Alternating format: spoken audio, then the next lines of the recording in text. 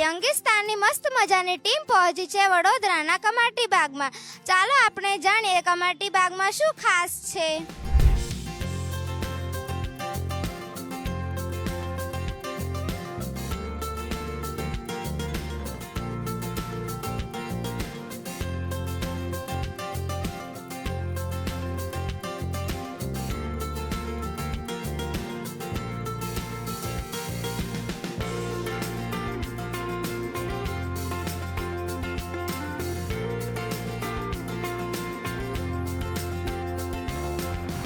મારું નામ રાઠવા દિવ્યા છે. હું ધોરણ 8માં અભ્યાસ કરું છું. મારી શાળાનું નામ શ્રી લાલજી મહારાજ પ્રાથમિક શાળા છે. મારી સાથે મારા ફ્રેન્ડ્સ પણ છે. ચાલો આપણે તેમનો પરિચય લઈએ. મારી શાળાનું નામ શ્રી લાલજી મહારાજ પ્રાથમિક શાળા છે. મારું નામ મકવાના કાવ્યા છે. હું ધોરણ 6માં અભ્યાસ કરું છું. મારું નામ જાદવ પ્રિયાંશી રાહુલભાઈ છે. હું ધોરણ 6માં અભ્યાસ કરું છું. મારી શાળાનું નામ શ્રી લાલજી મહારાજ પ્રાથમિક શાળા છે. મારું નામ રાઠવા ધ્રુમિલ સંજયભાઈ છે. હું ધોરણ 6માં અભ્યાસ કરું છું. મારી શાળાનું નામ શ્રી લાલજી મહારાજ પ્રાથમિક શાળા છે. મારું નામ વાઘેલા હાર્દિક સંદીપભાઈ છે. હું ધોરણ 8માં અભ્યાસ કરું છું. અમારી શાળાનું નામ શ્રી લાલજી મહારાજ પ્રાથમિક શાળા છે.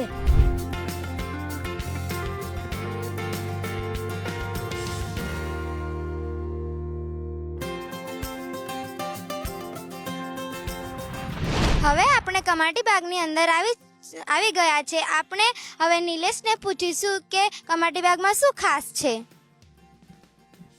મારું નામ નિલેશ અડિયા છે. હું assistant director parks and garden department વીએમસીમાં કામ કરું છું. તો આજે બાળકો આવ્યા છે તો આપણે એને કમાટી બાગની વિશેષ જગ્યાઓની વિઝિટ કરાવશું.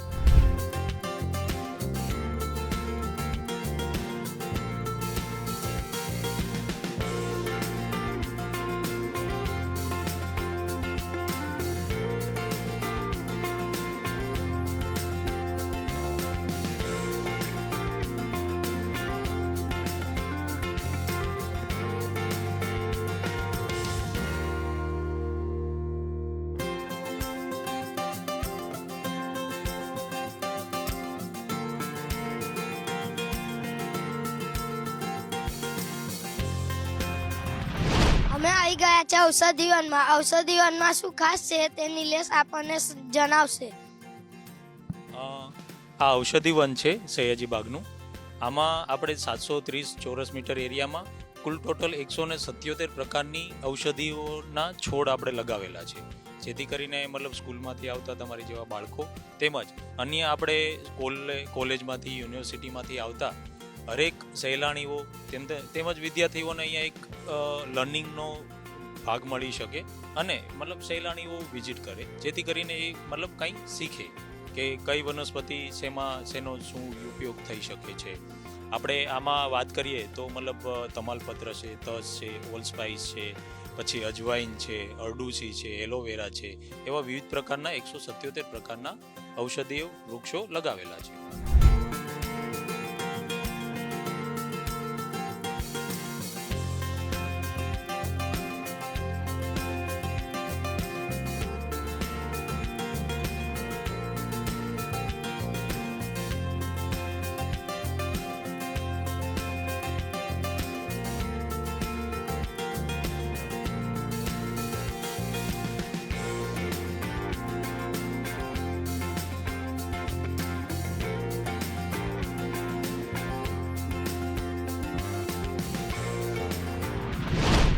ઔષધીય વનની મુલાકાત બાદ યંગિસ્તાનની ટીમ ક્લોકની મુલાકાતે પહોંચી છે.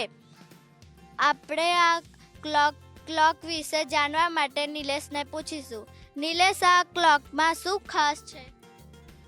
આ ક્લોક આપણે સયાજી ગાર્ડનમાં 1879ની સાલમાં બનાવવામાં આવેલી હતી, જે 147 વર્ષ જૂની છે. અને આ ક્લોકમાં ખાસિયત એ છે કે આ પશ્ચિમ ભારતના વિસ્તારમાં સૌથી મોટામાં મોટી ફ્લોરલ ક્લોક છે, જેની અંદર આપણે બધું પ્લાન્ટેશન કરેલું છે જેથી કરીને એની બ્યુટિફિકેશન વધારી શકાય. આ ઘડિયાળ કેમ બનાવવામાં આવી? આ ઘડિયાળ આપણે મતલબ કોઈ બી સારી જગ્યા હોય તો ત્યાં એક ઘડિયાળ આપણે હોય છે, જેના માટે આપણે એક ઘડિયાળ બનાવેલી છે. અને આનો ઘડિયાળનો ટાઈમિંગ મતલબ આપણે અત્યારની જે ઘડિયાળ હોય છે એ જ પ્રમાણે મતલબ એનો ટાઈમિંગ પણ બતાવે છે. તો આ ઘડિયાળમાં ખાસ શું છે? આ ઘડિયાળ એક તો બહુ જ મોટી છે કે જે આપણે બીજા કોઈ પણ ગાર્ડનમાં નથી, જે ખાલી આપણે ફક્ત ને ફક્ત સયાજી બાગમાં જ જોવા મળે છે. તો એ જ એની ખાસિયત છે. ઘડિયાળ કોને બનાવી અને ક્યારે બનાવી? ઘડિયાળ આપણે સયાજીરાવ ગાયકવાડ તૃતીએ 1879માં બનાવેલી છે.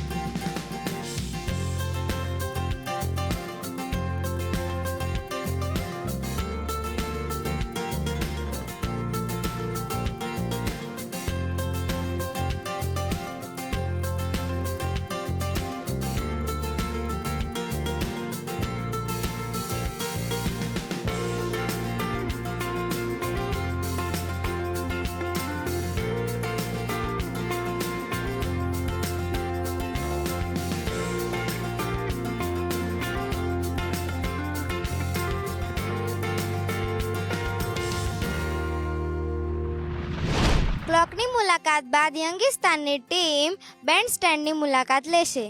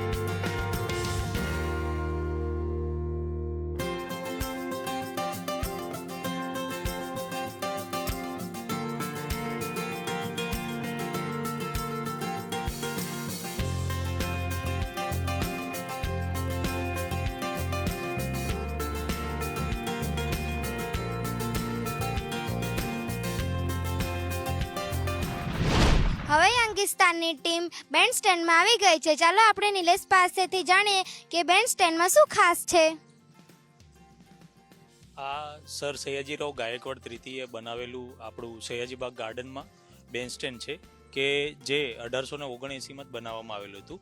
અને આ બેન્ડ સ્ટેન્ડની ખાસિયત એવી છે કે જે તે વખતે જૂના જમાનામાં આ જગ્યા ઉપર મતલબ બેન્ડ આવતા અને આપણે જે વગાડવાના બેન્ડ આવે છે એ મતલબ બેન્ડ વગાડવામાં આવતા, જેથી કરીને એનું સાઉન્ડ આખા બાગની અંદર સંભળાવવામાં આવે, કે જેના નામ પરથી જ આપણને આ બેન્ડ સ્ટેન્ડ નામ મળ્યું છે.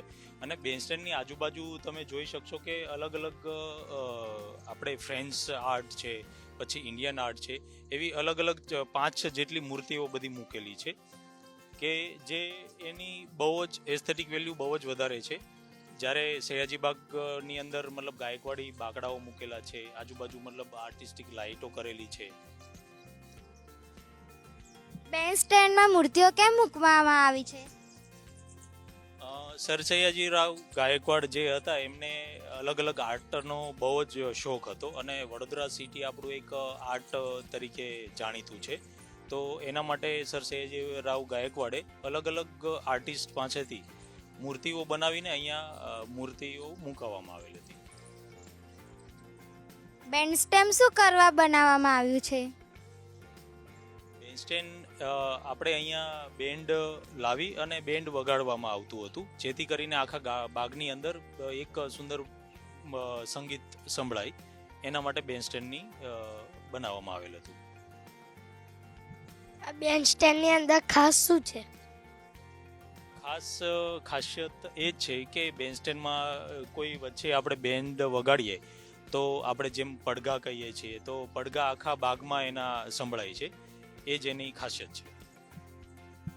આપણે અહીં બેન્ડ વગાડીએ તો આખા બાગમાં સંભળાશે?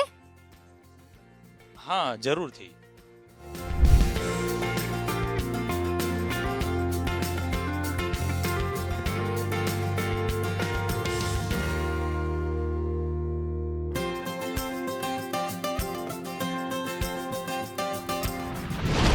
નાસ્તો કર્યા બાદ યંગિસ્તાનની ટીમ કેક્ટસ પાર્કમાં પહોંચી ગઈ છે.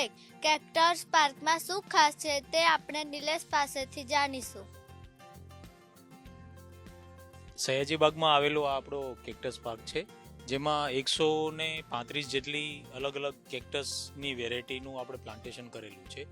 કેક્ટસ પાર્ક એટલા માટે કે આ આપણે કાંટાવાળા વનસ્પતિ જે આપણે જાડી ઝાંખરામાં બધી જગ્યાએ ઉગતા હોય છે ખેતરોમાં, તો એની અલગ અલગ વેરાયટીઓ નું પબ્લિકને એક જ્ઞાન મળે એના માટે આપણે બનાવેલો છે. આ કેક્ટસને અલગ અલગ કેમ લગાવવામાં આવે છે? કેક્ટસ અલગ અલગ વેરાયટીઝ હોય છે કે અલગ અલગ જાતો હોય છે, એવી જ રીતે આપણે અહીંયા 135 જેટલી જાતોનું પ્લાન્ટેશન કરેલું છે.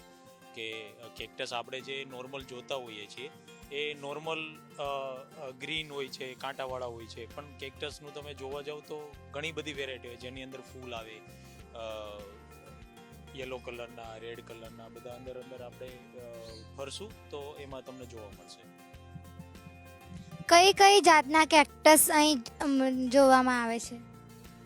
કેક્ટસની અંદર આપણે યુફોર્બિયા છે, પછી સ્નેક પ્લાન્ટ છે, સેન્સીવેરા છે, પછી સિલ્વર યુકા કહી શકીએ છીએ, પછી આપણે જે ગુજરાતીમાં કહીએ ફાફડા તોડ, તો એવા બધા અંદર બીજું બધા કેક્ટસ છે. કયા પ્લાન્ટની શું ખાસિયત છે? મેનલી તો કેક્ટસ પાર્ક જેમ કે આપણે મતલબ એલોવેરા કે એ પણ એક પ્રકારનું કેક્ટસ જ કહેવાય છે, તો એનું આપણે ઔષધીય પોઈન્ટ ઓફ વ્યૂથી મતલબ હરેક કેક્ટસનું ઔષધીય રીતે મહત્વ હોય છે.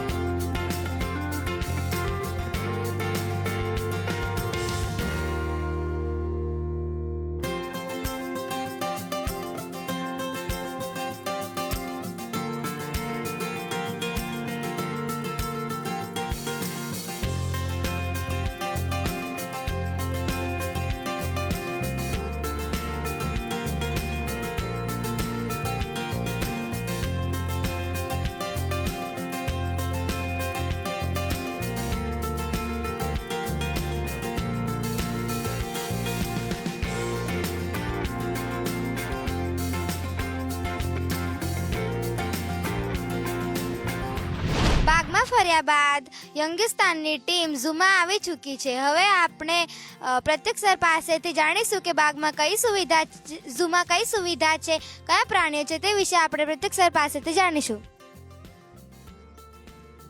Welcome team યંગિસ્તાન. ઝૂમાં તમારા લોકોનું સ્વાગત છે. સયાજીબાગમાં ગાર્ડન વિસ્તારમાં તમે ફર્યા, ઘણો મજા આનંદ થયો હશે. હવે જે તમે ઝૂમાં આવ્યા છો તો આપણું વડોદરાનું આ જે પ્રાણી સંગ્રહાલય છે, જેને આપણે શ્રી સયાજીબાગ ઝૂના નામે ઓળખીએ છીએ, આ આપણું સયાજીબાગ ઝૂ એ આપણા જૂના પ્રાચીન સંગ્રહાલયો પૈકી એક છે, જેની સ્થાપના આપણા વડોદરા રાજ્યના મહારાજા શ્રી સયાજીરાવ ગાયકવાડે 1879માં કરી હતી. આજે આપણે 147 વર્ષ આપણા ઝૂને પૂર્ણ થયા છે, બરાબર. અને આપણા ઝૂની અંદર 100 ઉપર પ્રજાતિના પ્રાણીઓ અને પક્ષીઓ રાખવામાં આવ્યા છે.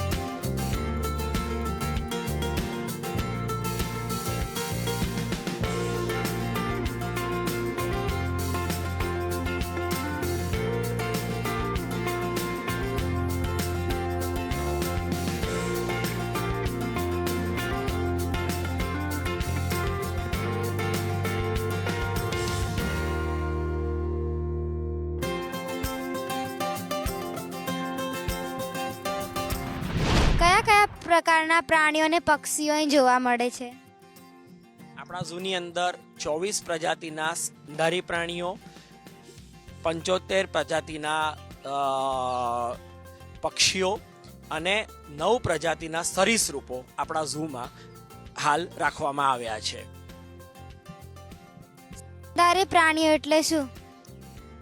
સ્તનધારી પ્રાણીઓ એટલે જે પ્રાણીઓને હોય અને જેના બચ્ચાઓ માનું દૂધ પીને ઉછરે, જેવા કે આપણે પણ માણસો પણ સ્તનધારી પ્રજાતિમાં આવે છે, બરાબર. સ્તનધારી પ્રજાતિઓ એટલે જે જીવતા શિશુને જન્મ આપે અને એ શિશુ એના માનું દૂધ પીને ઉછેરે એને સ્તનધારી પ્રજાતિઓ, જેને ઇંગ્લિશમાં મેમલ્સ કહેવાય, બરાબર. બીજા છે પક્ષીઓ. પક્ષીઓ જેમ તમે જાણો છો, પક્ષીઓ હવા ઉડી શકે છે. એ પક્ષીઓ અને પક્ષીઓના શરીર ઉપર પીછા હોય છે. પક્ષીઓ જે છે એ બહુ મોટું પ્રાણીઓનું કુળ છે. ભારતની અંદર 1200 ઉપર પ્રજાતિના પક્ષીઓ જોવા મળે છે, બરાબર. અને ત્રીજા છે સરીસૃપો, જેવા કે મગર, કાચબા, સાપ, ગરોળી, જેનો એમાં સમાવેશ થાય છે. સરીસૃપોની વ્યાખ્યા એટલે પેટે સરપટનારા જીવો. આ જીવો જે છે એમને સાપ એટલે તો હાથ પગ હોતા નથી, બરાબર છે ને, પણ મગર હોય કે કાચબા હોય, જ્યારે જમીન પર ચાલે તો પેટ જે છે જમીન સાથે ઘસડાઈને જાય, એટલે આની વ્યાખ્યા એટલે પેટે સરપટનારા જીવો, એને સરીસૃપો કહેવાય.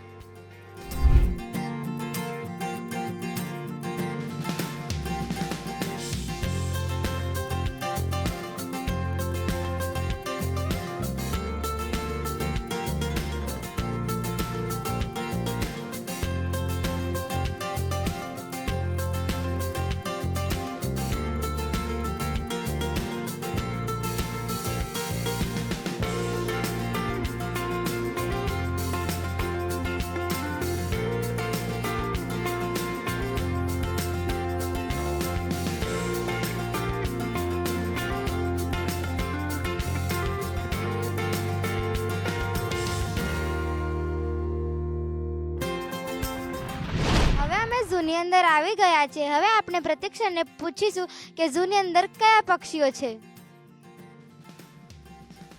જેમ મેં આપ લોકોને જણાવ્યું કે આપણા ઝૂની અંદર 75 ઉપર પ્રજાતિના પક્ષીઓ છે, જેમાં પોપટ કુળના પક્ષીઓ, એમાં મકાઉ, કાકા કૌવા, કનુર્સ, દેશી પોપટો, રોઝેલા, લોરી, આ તમામનો સમાવેશ થાય છે. ત્યારબાદ ફેઝન્ટ સેક્શન એટલે કે મરઘા કુળના પક્ષીઓ, જેને ફેઝન્ટ, જેને ખૂબ સુંદર આકર્ષક પૂંછડીના ભાગના પીછા હોય છે. પછી નાની નાની અલગ અલગ પ્રકારની ચકલીઓ, બજરીગર, કોકાટેલ. પછી જળચર પક્ષીઓ જેવા કે અલગ અલગ પ્રકારના બતકો અને ગાજ, બગલા, આ તમામનો સમાવેશ થાય છે.